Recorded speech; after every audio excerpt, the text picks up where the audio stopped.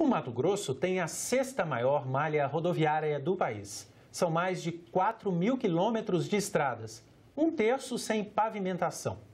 As concessões de rodovias para a iniciativa privada, que seriam a solução do problema, ainda não trouxeram resultado.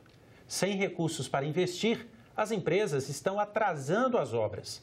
Nós vamos conversar sobre esse e outros temas com o senador José Medeiros, porque o desenvolvimento do Mato Grosso é assunto de Estado.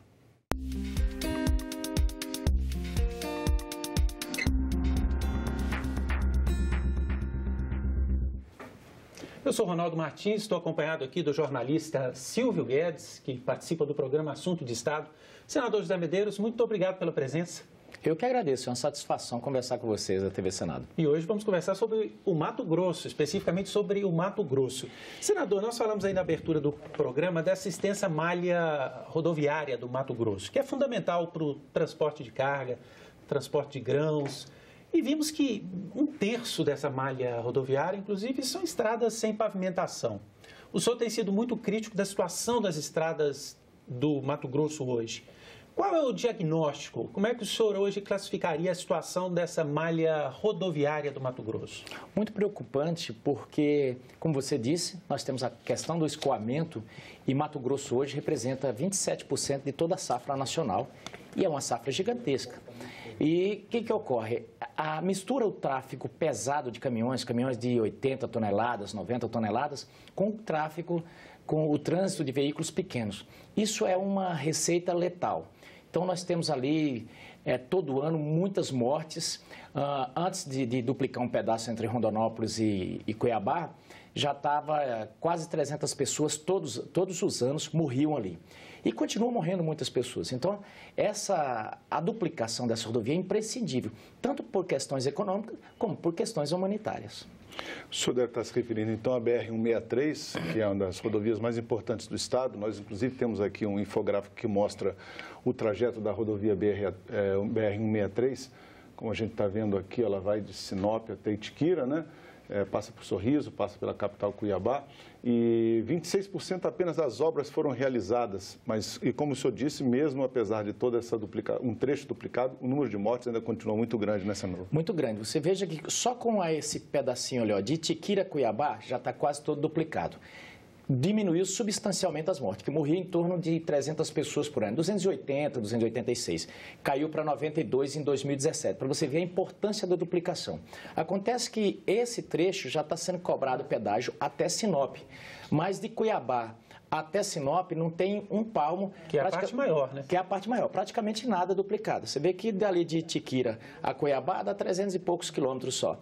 Então, a população está revoltada. Em Lucas, eles estão fazendo manifestação todo final de semana. Isso é uma preocupação porque esse trecho aí, as pessoas se sentem lesadas, porque ela fala, olha, está tendo cobrança de pedágio, já venceu o período para conclusão da obra. Para a conclusão da obra, e tem mais. Como você disse, as empresas não têm recurso e o BNDES não libera mais o recurso. Por quê? Porque essa empresa que foi criada com fim específico para essa concessão, ela é ligada ao Odebrecht. Como teve a Lava Jato, apesar dos acordos de leniência terem sido aprovados pelo Ministério Público Federal, o BNDES de repente não libera. E a minha bronca, e foi por isso que eu pedi, eu saí da vice-liderança do governo, que eu fui para a vice-liderança do governo por causa dessa rodovia. O que eu fiz é o seguinte cálculo: eu vou ter um desgaste político grande, mas, em compensação, eu vou estar todo dia com o governo, com o pessoal do governo, podendo fazer, vamos dizer assim, um lobby para o Mato Grosso para sair essa rodovia. Durante um ano eu vi que não caminhou. Falei, então não compensa eu ficar aqui. E falei para o governo, falei, se não sair esse dinheiro, não vou ficar na vice-liderança. E realmente saí. E fiz isso por quê? Porque é inconcebível que a gente veja, foi liberado dinheiro do BNDES até para construir a mansão da casa do presidente, da mãe do presidente Santos de Angola. Foi liberado para o Porto de Muriel, para o metrô de Caracas. Isso aqui é uma mixaria de dinheiro se comparado com essas obras lá. São 3 bilhões de reais. 3 bilhões de reais não chega nem perto. E o Brasil está levando calote de Venezuela, de todo mundo. E Mato Grosso contribui muito para o país. Quem segurou o Brasil nessa crise foi o agronegócio. E Mato Grosso contribuiu. Como é que você não faz uma coisa dessas? É o retorno garantido. Então, eu fiquei muito revoltado, realmente, com essa história de compliance do BNDES. Que compliance? Agora mesmo, antes de começar o programa, nós conversávamos, por exemplo, da questão dos frigoríficos, que foi um escândalo que o BNDES fez. Agora vem dizer que não pode liberar a verba para a conclusão da rodovia, porque tem um sistema de compliance que não libera, porque a empresa teria uma ligação e que o Ministério Público queria trazer problema. Fui na doutora Raquel Doge. Falei, qual o problema para resolver? Ela falou, do Ministério Público nenhum. Então, assim, a gente fica realmente, como representante do Estado de Mato Grosso, muito indignado com esse tipo de coisa. Essa rodovia, senador, ela está no contexto de várias concessões que foram dadas pelo governo nos últimos anos, de rodovias pelo Brasil, e em muitos casos, na maioria, tem acontecido o que acontece aqui na BR-163. As empresas não estão conseguindo cumprir o contrato. O governo havia enviado uma medida provisória para o Congresso com a finalidade de resolver esse problema. A MP 800. Exatamente. Resolver de várias maneiras, estendendo o contrato, refazendo o contrato. Essa MP não foi votada. Como é que fica a situação agora? Olha, aquilo seria a solução. Você estendia o prazo para término, ao mesmo tempo conseguiria o aporte de recurso para essas concessões, quer dizer, quem está aí e o BNDES não quer liberar dinheiro para tais empresas, ela venderia essa concessão, passaria para outra e resolveria o problema. Acontece que essa AMP caducou e agora nós estamos tentando, junto ao governo, que o governo mande através de projeto de lei. Demora mais um pouco? Demora. Mas é melhor do que caducar, fazer caducidade tirar essas empresas e fazer licitação, porque aí vai mais 4, 5 anos, se for essa solução. E por que caducou? Foi interesse do governo deixar que não votasse? Não, a MP ficou parada no Congresso. Na verdade, havia ali, foi um momento de turbulência, havia ali meio que um conflito ainda ali, Planalto, presidência da Câmara, essas coisas. Foi aquele momento, teve as flechadas do Janot, então foi um momento bem turbulento e a gente tentando remar contra a maré ali dentro, mas não teve jeito. A MP, então, acabou sofrendo por causa do ambiente político. Né? Exatamente.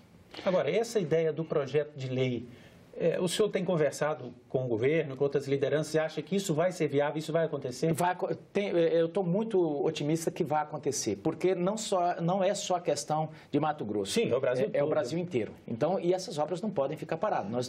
Por exemplo, eu sou totalmente a favor da Lava Jato, ela trouxe, um marco na história do Brasil em termos de combate à corrupção. Se você pegar os países emergentes, é o único que tem um combate sistemático com seus erros e acertos, mas a gente não pode parar o país por causa da operação. Então, nós não podemos não pode se usar a Lava Jato como pretexto para parar o país. E o fato é que a Lava Jato não tem nada a ver com isso mais, né? É um problema, como o senhor está citando, de decisão política do BNDES. Correto. Agora, senador, uma outra rodovia que também entra no contexto de obras que vocês, parlamentares do Mato Grosso, têm defendido é a rodovia Transbananal, que é uma rodovia que ligaria o Mato Grosso a Tocantins. Qual é a situação dessa rodovia hoje? Olha só, embora tenha boa parte do pessoal do ramo da política fala que Medeiros é um visionário, estão me chamando de Policarpo Quaresma, que fala que isso aí não sai. Mas eu acho um absurdo que você tem, às vezes, que dar a volta de 1.700 quilômetros, sendo que se você fizer 90 quilômetros de rodovia, você encurta extremamente as distâncias. Exatamente. Então, o que ocorre? Embora esse trecho da rodovia da Transbananal esteja dentro do Tocantins, eu tenho trabalhado com afinco com os parlamentares do Tocantins para que a gente consiga fazer isso. Porque se você fizer, vai beneficiar extremamente o Nordeste de Mato Grosso, lá o Araguaia. E isso é muito importante. E aí eu digo para você, o que falta lá? Não é nem problema de dinheiro. Nós temos parceiros, pode fazer por PPP. Nós temos N soluções financeiras. O problema lá é de licenças ambientais e a questão indígena. Assim como é a questão da BR-174, da BR-158, da BR-080 e da BR-242. É por isso que às vezes as pessoas pensam que eu sou contra o IBAMA, contra a FUNAI. Não, não sou. Eu penso que nós temos, cada um no seu quadrado, mas temos que observar o seguinte, para que esses órgãos servem? Olha, eles servem para ajudar ao Brasil a se desenvolver com todo cuidado com a questão indígena, com a questão ambiental. Agora, você não pode parar o país. Por exemplo, nós temos uma rodovia 158, que ele atravessa uma aldeia indígena. A rodovia é quase mais antiga do que a própria aldeia indígena. E as pessoas sempre passaram lá e passam lá. É uma rodovia sem pavimentação. Sem pavimentação. Quando foi pavimentar, e a rodovia já está pavimentada de um lado e do outro da aldeia. Quando foi pavimentar, veio a FUNAI e falou, epa, aqui não pode pavimentar.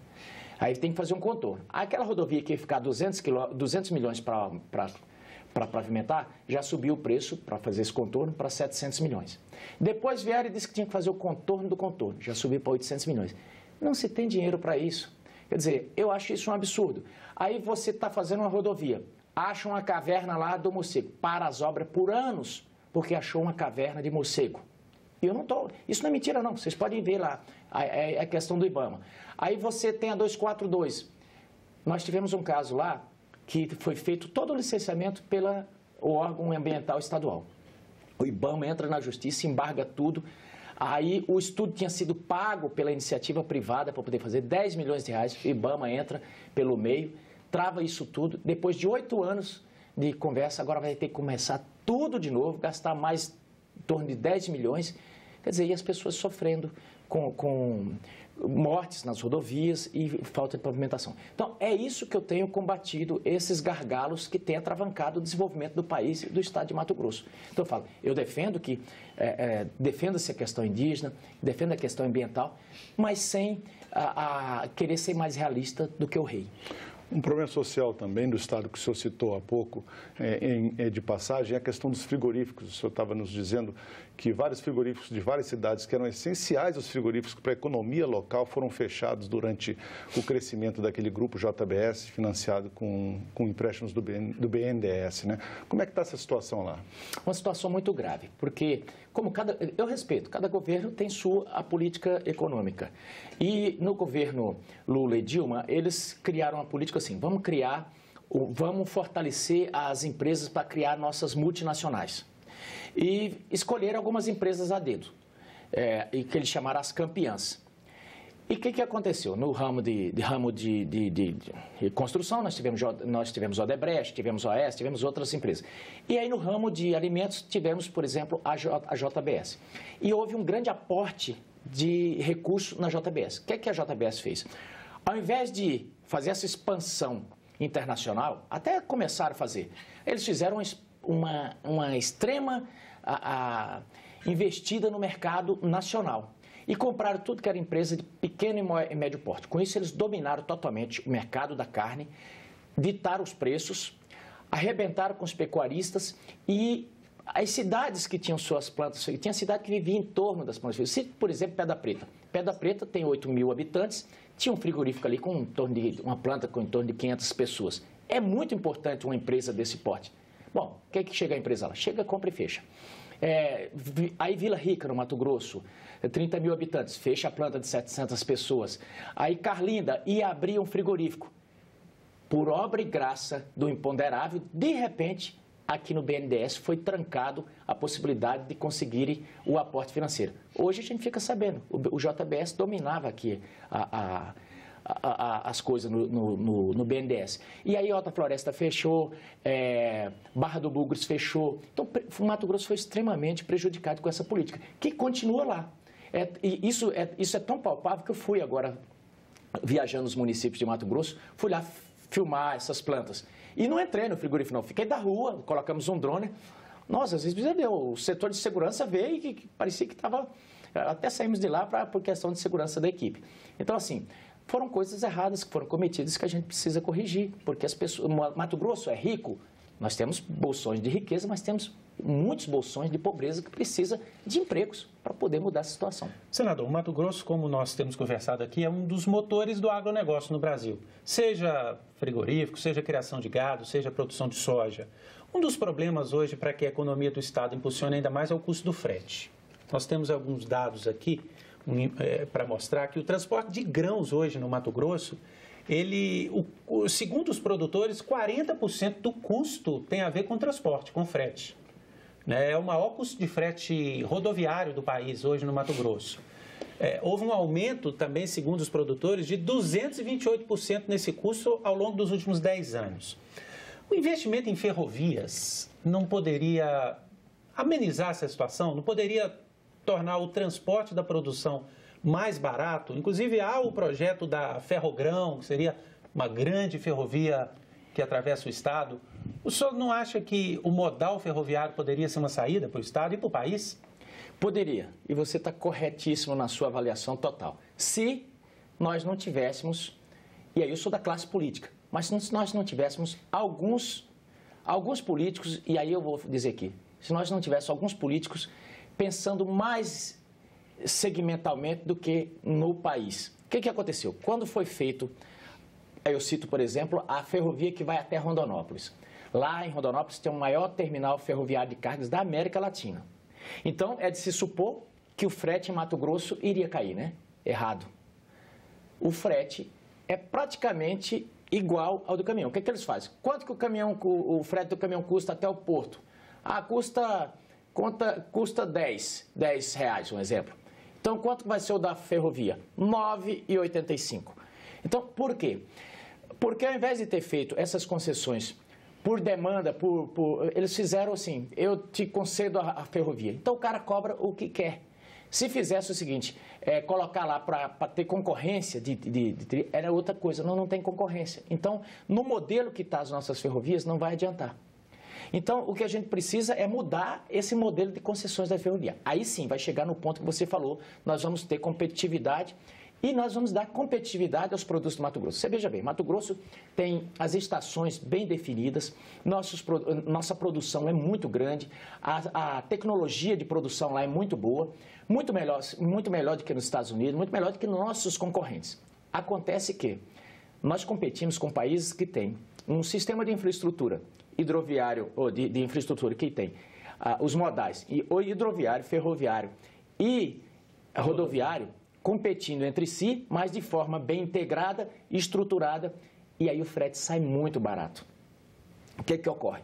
O nosso produto, apesar de ser de ter grande produtividade, ele chega lá no mercado o dobro do preço do norte-americano. Só para você ter uma ideia, uma carga de milho produzida em Sorriso, no Mato Grosso, ela já chega em Santa Catarina o dobro do preço. É uma carreta para produzir e outra carreta só para pagar o frete até Santa Catarina. E no caso das ferrovias, como o senhor estava explicando, a concessão foi dada para o trecho ferroviário, mas dentro daquele trecho só opera uma empresa, então não tem concorrência. Porque no sistema americano, na rodovia podem circular trens de várias empresas, e aí sim há disputa de preço. Né? Exatamente. Agora, a hidrovia também, né, senador? Nós temos a hidrovia Paraná-Tietê, que atende um pouco ali no Mato Grosso, mas que tem sofrido com a seca, né? E pela priorização da utilização da água do rio para a produção de energia elétrica. Olha só, você tocou num ponto importante. Eu tenho tido várias reuniões com a Embaixada da Argentina, até acabei me tornando, por isso acabei ganhando um amigo. Me tornei grande amigo do embaixador da Argentina, Carlos Magarini, que é um empreendedor nato, quer mudar as relações junto com o presidente Macri do Brasil, com o Brasil. Eles acham, e eu acho interessantíssimo, ele fala que o Brasil e a Argentina têm ficado voltados para o mercado europeu, sendo que podiam comercializar mais entre si. Tem muita coisa que podia ser feita aqui entre nós. E nós temos focado muito nessa hidrovia Brasil-Argentina, e principalmente Brasil-Argentina-Mato Grosso, que é a hidrovia que vai até Casca. Essa hidrovia, aliás, foi o local pelo qual Mato Grosso foi colonizado. Antigamente, os parlamentares de Mato Grosso vinham para o Rio de Janeiro por essa hidrovia. De barco. Exatamente, de barco. E hoje ela foi abandonada, ela está abandonada praticamente. Então, agora nós estamos com parceria privada e também com o governo da Argentina, porque o que acontece? Lá na Argentina, tal qual no Brasil, nós passamos por essa parte ideológica de aparelhar certos segmentos. Os sindicatos portuários lá criaram verdadeiras máfias. Então, criava gargalos que praticamente impedia que essas coisas acontecessem. O governo lá está destravando essas coisas e agora vai ser possível a viabilização dessa hidrovia. Vai diminuir custos para para o Mato Grosso, para o Brasil, isso vai ser muito importante. E aí eu creio que o Brasil precisa realmente poder voltar os olhos para esses outros modais. Para a ferrovia, já está chegando aí nesse onde você está. A gente já ouve falar da Ferrogrão com mais viabilidade, já está tirando aquele, vamos dizer, aquele preconceito, e as coisas estão começando a andar. Agora a gente precisa falar mais de hidrovia, sim, porque é um transporte barato e nós temos aí verdadeiras rodovias aquáticas, como dizia rodovias líquidas, como dizia o saudoso deputado Amador Tucci, do estado de Mato Grosso. Mato Grosso, como a gente disse no começo do programa, é o maior polo agrícola do país. Apesar dessas dificuldades de transporte, o senhor está acreditando que o setor agropecuário de Mato Grosso tem um potencial de crescimento muito grande nos próximos anos? Tem. Só para você ver, nós temos possibilidade de dobrar a capacidade de produção sem derrubar um pé de árvore. Lógico que nós precisamos ter uma conversa séria com os segmentos ambientais, com o ministro do Meio Ambiente, porque está surgindo, por exemplo, umas loucuras em algumas cabeças ambientais que está querendo que as pastagens degradadas, essas áreas já antropizadas, sejam novamente que aquelas pessoas vão lá, votem e falar reflorestar isso, plantar baru, plantar não sei o quê. As pessoas não vivem comendo baru, quer dizer, o que já está, você veja bem, a própria NASA, isso é dados da NASA, nós usamos para a agricultura, não chega em torno de 7% do nosso território para a agricultura. É muito pouco. Então, essa conversa de que a agricultura está acabando com o meio ambiente, isso é conversa furada. Quando o senhor diz dobrar sem cortar a árvore, seria aumentando a área plantada, aumentando a irrigação, aumentando a produtividade? Não, simplesmente você... Nós temos, por exemplo, área de pastagens que já não são praticamente... a produção é muito baixa, já não compensa para a pecuária. Então, lá essas áreas, nós temos, simplesmente...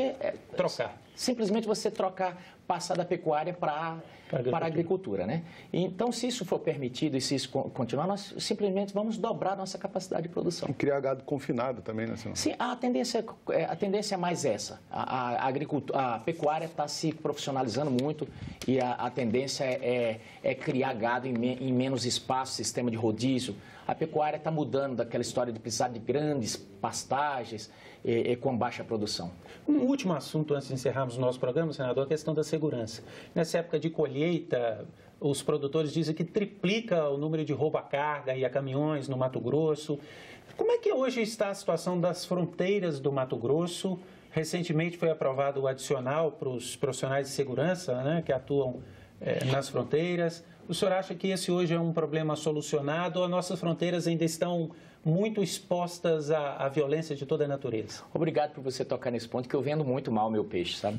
Eu comecei essa luta da implantação dessa lei antes de ser senador, que eu achava não tinha como você fixar os servidores públicos nas fronteiras, porque é muito difícil. Eles passam o concurso, já chegam lá de costa, doido para vir embora. Então, essa indenização de fronteira, conseguimos com o presidente Michel Temer que fosse liberado, então a Polícia Federal, a Polícia Rodoviária, enfim, os órgãos vão ter maior fixação. E o que ocorre?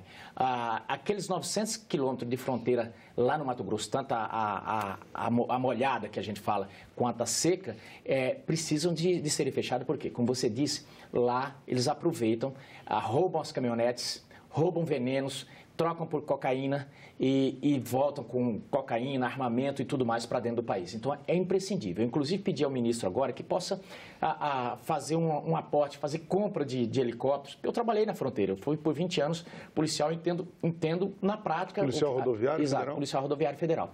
Entendo na prática. Ali em Mato Grosso, nos últimos 5 meses, apreendeu em torno de 5 mil quilos de cocaína. São 5 toneladas de cocaína, não é pouco não. Isso com poucos policiais. Mas está aberta a fronteira lá. Então, é preciso esse aporte para que a gente possa proteger quem produz, proteger a população e proteger os grandes centros do país, porque é lá que entra. Ok. Senador, muito obrigado pela presença no nosso programa. Eu que agradeço. E dizer para vocês o seguinte, eu tenho rodado o Nortão de Mato Grosso e o Araguaia e a TV Senado é muito assistida naquela região. Obrigado, senador. Muito obrigado, senador. Nós agradecemos também a sua audiência. Esse programa já está disponível na internet, lá no nosso site, senado.leg.br/TV. Você pode sempre fazer sugestões, críticas à TV Senado, ligando de graça para o 0800 61 22 11. Muito obrigado pela companhia e até a próxima.